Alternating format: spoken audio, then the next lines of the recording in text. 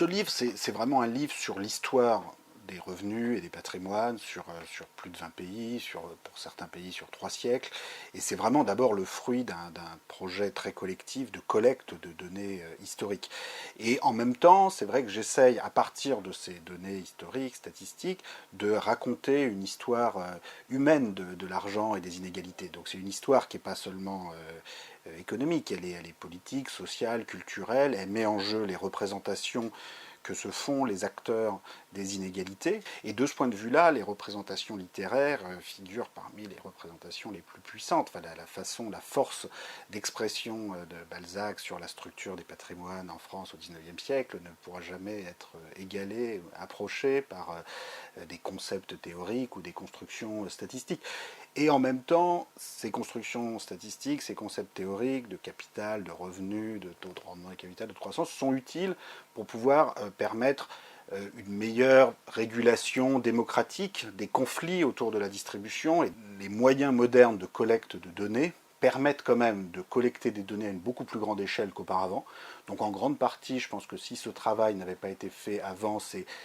aussi parce qu'il était beaucoup plus difficile à faire techniquement. Donc Kuznets aux États-Unis dans les années 50 avait utilisé les données de l'impôt sur le revenu aux États-Unis de 1913 à 1948 pour calculer les premières séries sur les inégalités de revenus. Et il avait trouvé cette forte baisse des inégalités de revenus aux États-Unis entre 1913 et 1948, ce qui avait beaucoup influencé les réflexions dans les années 50, 60, 70, où un certain optimisme prévalait justement sur la réduction des inégalités, mais ce travail n'avait jamais été étendu. Donc ce qu'on a fait avec Tony Atkinson pour le Royaume-Uni, Emmanuel Saez pour les États-Unis, Facundo Alvaredo pour l'Argentine, Abhijit Banerjee pour l'Inde, enfin sur tous les continents, c'est qu'on a étendu ce travail de Kuznets qui portait sur un pays sur 35 ans, on l'a étendu sur plus d'une vingtaine de pays, sur plus d'un siècle, ce qui évidemment change complètement la perspective qu'on peut avoir, parce qu'il y a cette très forte remontée des inégalités à la fin de la période, notamment aux États-Unis, puis qu'on peut, notamment en France,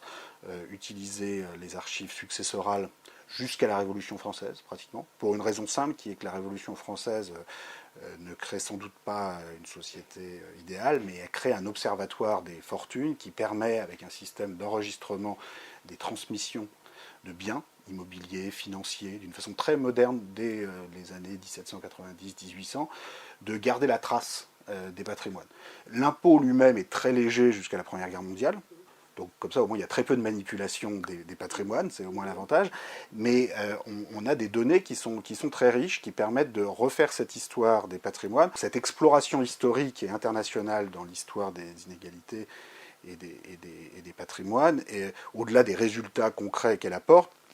donne aussi à réfléchir sur les conditions d'observation, de production d'informations et de transparence démocratique dans nos sociétés à venir.